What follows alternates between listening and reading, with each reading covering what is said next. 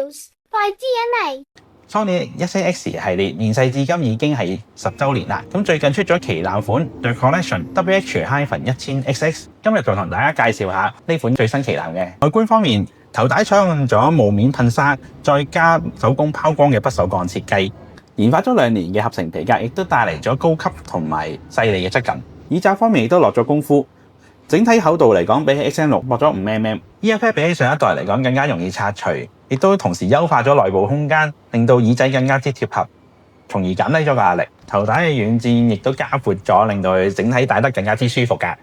聲音方面，單元採用咗單向碳纖複合材料，可以有更加好嘅分離度，同埋有更細膩嘅高頻表現，以及更寬闊嘅音場。1000XX 亦都係首款採用咗 DSEE Ultimate 嘅耳機，利用翻 AI 去提升數碼檔案嘅音質，同埋恢復缺失嘅細節。另外 1000XX 亦都加入咗360 UpMix， 咁有3個模式，包括音樂、Cinema 同埋 Gaming 嘅。咁只要撳一下個掣就可以轉唔同嘅模式㗎啦。